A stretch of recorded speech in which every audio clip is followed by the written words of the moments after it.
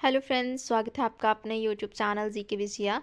आपके साथ मैं यहाँ पर एक नोटिफिकेशन लेकर प्रेजेंट हूँ जो कि है regarding filling of one vacant post of the physiotherapist job trainee PWVD in the health and family welfare department Himachal Pradesh district basis direct basis. तो ये है आपका एक पोस्ट के लिए, किसकी पोस्ट है, फिजियोथेरेपिस्ट के जॉब ट्रेनिंग की, उसके लिए ये नोटिफिकेशन है। तो यहाँ पर आप देखें, ये सारा उसने उन्हें बताया हुआ है कि क्या क्या इसेंशियल है इसके लिए।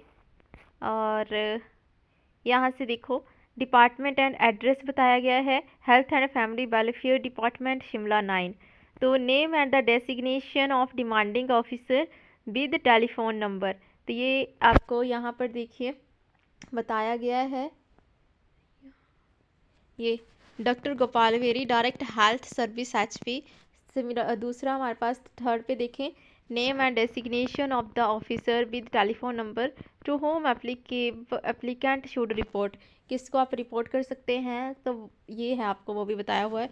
Day time and place of the counselling और इंटरव्यू, तो ये आपको इंटीमेट कर दिया जाएगा through call letter by the director health service और थ्रू दी डिपार्टमेंटल वेबसाइट। जैसे इन्होंने दिया है वेबसाइट का नाम www.hphealth.nic.in। तो यहाँ पर भी आपको पता लग जाएगा कि कब और कौन सी डेट को और कौन से प्लेस पे काउंसलिंग और इंटरव्यू होना है। आगे देखो, designation of the post to be filled, तो यहाँ पर पहले ही बता दिया गया है कि कौन सी है। तो फिजियोथेरेपिस्ट जॉब ट्रेनिंग, और जो पर मंथ सैलरी है वो होगी आपकी 23,000 only, and place of work कहीं भी हो सकता है आपका स्टेट में। और नंबर ऑफ पोस्ट आपको यहाँ पर बताए गए हैं कितने नंबर ऑफ पोस्ट है, और यहाँ से एक ही नंबर ऑफ पोस्ट है। जैसे उन्होंने मेंशन किया है कि फिजियोथेरेपिस्ट जॉब ट्रेनिंग एक पोस्ट के लिए है, रिजर्वेशन अगेंस्ट ईच कैटेगरी। तो यह उन्होंने पूरा बताया है कि क्या क्या क्राइटेरिया है इसमें। और उसके बाद देखिए, यहाँ पर है नेक्स्ट क्वालिफिकेशंस क्या क्या है, essential qualification for selection process. तो इसेंशियल क्वालिफिकेशन है +2 with medical science from a recognized university or board, should also possess diploma होना चाहिए आपके पास फिजियोथेरेपिस्ट से थेरेपी में फ्रॉम हिमाचल प्रदेश यूनिवर्सिटी और an institution recognised by the state government. तो और इसके अलावा और क्या होना चाहिए, या तो ये होना चाहिए या फिर आपके पास bachelor of physiotherapy BPT from Himachal Pradesh university और an institution duly recognised by the state government. और उसके पास है should be registered with HP paramedical council.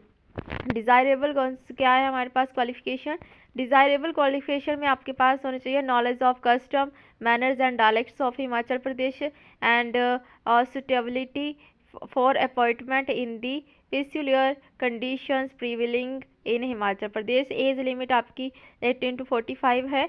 और यहाँ से देखो, और upper age limit is relaxable किन के लिए है, SC ST और other categories of the person to extend permissible under the journal or special orders of the HP government from time to time। और यहाँ पर not applicable being a state cadre क्या है, whether willing to wait or consider applicant from other exchange area in case of local applicant are not applicable। और तीसरा क्या बोला हुआ है इन्होंने, फिजिकल रिक्रूटमेंट में जैसे S for sitting, ST standing, W walking, VN bending, MF manipulation with finger और RW रीडिंग एंड राइटिंग। तो फिजिकल रिक्रूटमेंट में रिक्वायरमेंट्स में आपको ये वाले पार्ट्स बताए गए हैं। Any other information consider relevant, जो रिलेवेंट होगी वो कंसिडर की जाएगी। जैसे candidate shell be eligible for appointment if she has passed matriculation and 10+2 from a school institution situated within Himachal Pradesh। ठीक है, provided this condition shall not apply to bona fide Himachali. ये आपके पास यहाँ पर ये सारा आप देख सकते हैं क्या क्राइटेरिया है कंप्लीट EWS के लिए। और सबमिशन ऑफ द सर्टिफिकेट्स और document pro forma along with necessary original certificates and self-attested photocopies will have to be produced at the time of documentation के टाइम पे आपके पास क्या होना चाहिए, ये एक तो आपके पास ओरिजिनल सर्टिफिकेट होना चाहिए, जो जो भी वहाँ पर नेसेसरी है चाहिए, और सेल्फ अटेस्टेड फोटोकॉपीज होनी चाहिए। कैटेगरी क्लेम भी कर सकते हैं आप अगर आप SC ST या फिर OBC WFF और ex serviceman of HP, physical disable है, या तो कोई भी कैटेगरी है जो आप अपनी कैटेगरी जो क्लेम करने के लायक है उसमें उसको क्लेम कर सकते हैं। एलिजिबिलिटी कंडीशंस में और यहाँ पर बताया गया है एलिजिबिलिटी कंडीशन में, और जो डिसेबिलिटी है वो आपकी only if the percentage of disability is 40% और मोर देन दिस। अगर 40% डिसेबल है या फिर 40% से ज़्यादा है तो उसको कंसिडर किया जाएगा। डॉक्यूमेंटेशन एक्सेट्रा में आप देखिए यहाँ पर क्या क्या लिखा हुआ है। उसके बाद जो आपका एप्लीकेशन फॉर्म है वो रिजेक्ट भी हो सकता है, किन के बेसिस पे हो सकता है, अगर आपने इनकम्प्लीट और एलिजिबल और ओवर रिटर्न एप्लीकेशन फॉर्म है ना, अनसाइंड है, या फिर without any thumb impression application form है, तो ये सारे उन्होंने बताया गया है। विदाउट फोटोग्राफ है, ये आपने इनको सही ढंग से कर लेना है अगर कोई एलिजिबल है इस पोस्ट के लिए। आगे देखिए मोड ऑफ सिलेक्शन में आपको वेटेज दिया गया है मार्क्स का, किस किस हिसाब से आपको मार्क्स मिलेंगे। तो यहाँ देखो 10 और 10 मार्क्स है RNP। Rules of marks obtained in education qualification prescribed for the post would be divided by 10। और उसके बाद आपका डिसेबिलिटी एज डिसेबिलिटी सर्टिफिकेट के अकॉर्डिंग आपको 2 मार्क्स मिलेंगे अगर 40 to 59% है, 60 to 79% है, एंड 80 to 100% है, तो ये आपको मार्क्स डिस्ट्रीब्यूटेड किए गए हैं। मैक्सिमम इसमें 6 मार्क्स हैं। उसके बाद weightage for the maximum additional qualification है, तो एडिशनल क्वालिफिकेशन आपकी कोई है तो उसको जो आपके उसमें मार्क्स आपने ऑब्टेंड किए हैं उसको 25 से डिवाइड करके हो जाएगा, और इसमें मैक्सिमम 4 मार्क्स हो जाएंगे, है ना। और यहाँ से आगे आप सारा देख सकते हैं कैसे कैसे आपको मार्क्स की वेटेज है किस हिसाब से बनने हैं। तो ये सारे 30 मार्क्स हैं जो ये वाले हैं हमारे पास बताए हुए इन्होंने। तो उसके बाद बायोडाटा फॉर्म है। बायोडाटा फॉर्म में भी आपके पास सेल्फ अटेस्टेड फ़ोटो और पासपोर्ट साइज़ फ़ोटोग्राफ लगाना है आपको, और name of the post applied, किस पोस्ट के लिए आप कर रहे हैं, फुल जो आपका नेम है वो इंग्लिश में लिखना है कैपिटल लेटर्स में। फादर्स नेम है, अगर मैरिड है तो हस्बैंड नेम लिखिए। डेट ऑफ बर्थ है, और एज एज ऑन कितने पूरा कंप्लीट अपनी एज लिखनी है, कितने साल के और कितने महीने के और कितने दिन के हो गए हैं आप। जन कैटेगरी है, उसके बाद कौन सी कैटेगरी से आप बिलोंग करते हैं यहाँ लिखें, और सब कैटेगरी अगर है तो यहाँ पर लिखें। और उसके बाद नेचर ऑफ डिसेबिलिटीज़ है और कितने % डिसेबिलिटी है वो भी मेंशन करें।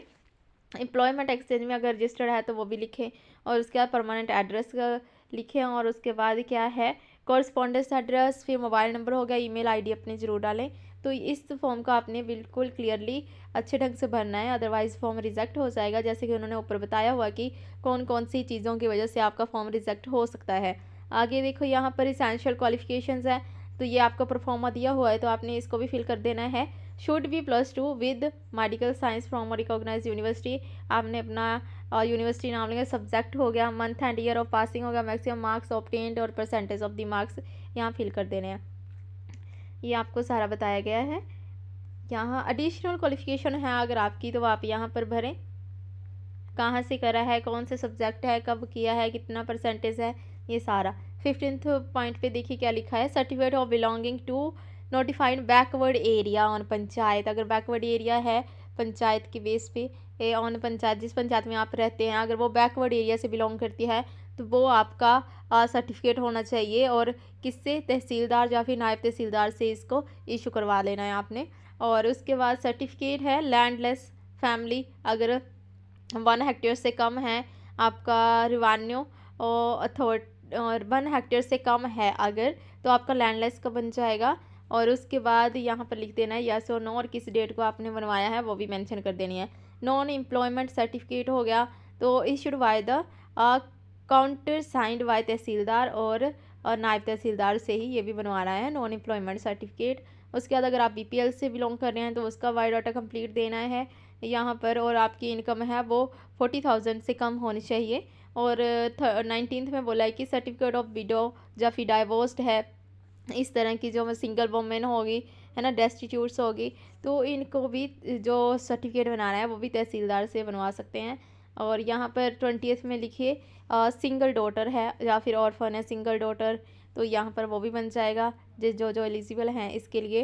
और certificate of training of at least 6 month duration, अगर आपने ट्रेनिंग करी है 6 मंथ, कम से कम 6 मंथ ड्यूरेशन की, तो वो भी आपको बताना है यहाँ पर। एक्सपीरियंस है अगर आपके पास maximum of the 5 years in the government या फिर semi government relating to the post applied for, जिस पोस्ट के लिए आप अप्लाई कर रहे हैं उससे रिलेटेड अगर आपको 5 ईयर का एक्सपीरियंस है इन गवर्नमेंट और सेमी गवर्नमेंट में, तो भी आपको मेंशन करना है यहाँ पर जो कॉलम्स दिए गए हैं।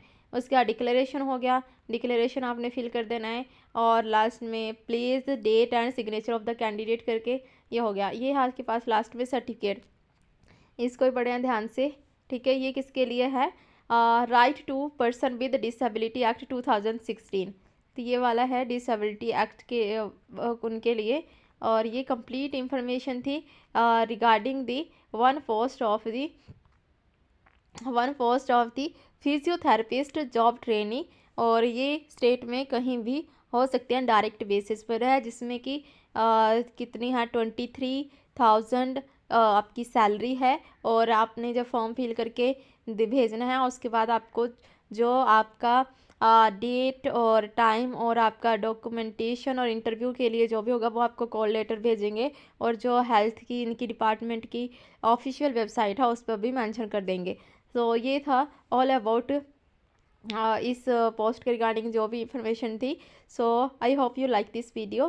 प्लीज़ लाइक करें, सब्सक्राइब करें, अपने फ्रेंड्स के साथ भी शेयर करें जो इस पोस्ट के लिए एलिजिबल है। Thank you and thanks for watching.